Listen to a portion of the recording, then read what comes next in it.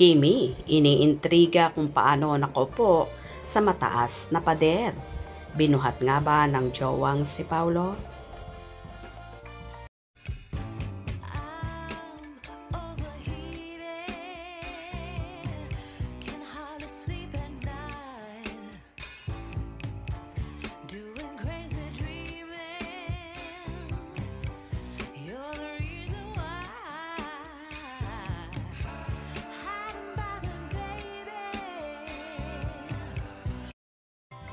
Nakakaloka na at tila iniintriga ang kapamilya actress at bibida sa The Alibi series na si Kim Chiu.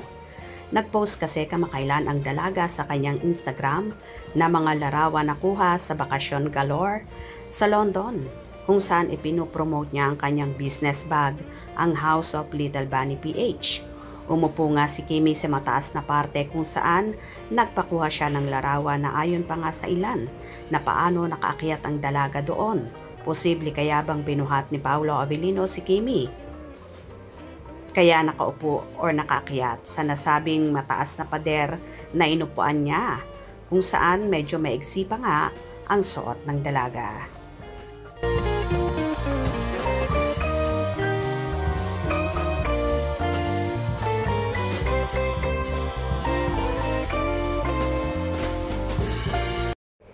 Narito naman ang samot-saring hanash ng kanilang tagahanga na tila kilig na kilig.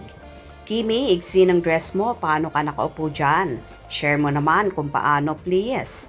Binuhat ng babe niya yung gwapo na nonchalant, Paolo Avellino, hehehehe. Grabe, imagination ko sa pagbuhat. Ha ha ha ha. Parang tanga na tayo nito, diba? Diyos ko, kahit busy sa trabaho, pag naalaala mo yung dalawa, mapapasmile ka na lang talaga. Dami na nating baliw. Kim, paano ka nakaupo dyan? May nagbuhat ba sa'yo? Binuhat ng poging babe niya.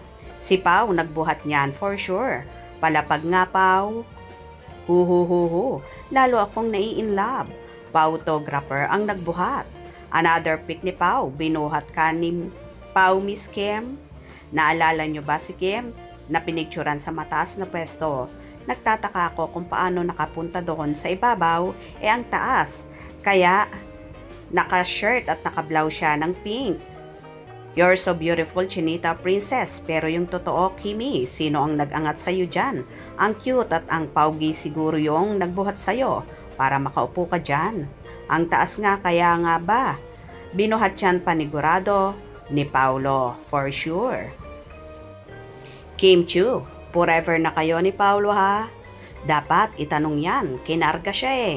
Kaya pala daming maleta ni Kimi. Kinilig ako. Imagine ko si Pau binuhat si Kimi na nakayakap. My God, ha ha ha ha. Kim Pau forever, I love you. May pics po ba kayo? Pa-share naman, salamat.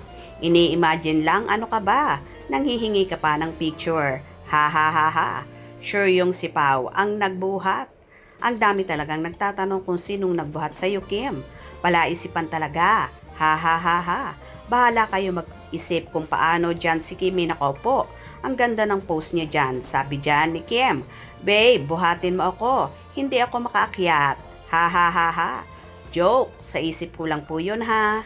Alam na kung sinong nagbuhat. Nag-magic siya kaya siya nakaupo sa mataas na pader. Mas sweet. Ang off-cam. Kim Chiu lang sa kalam. Ang ganda ni Kim. Of course, binuhat siya ni Paulo.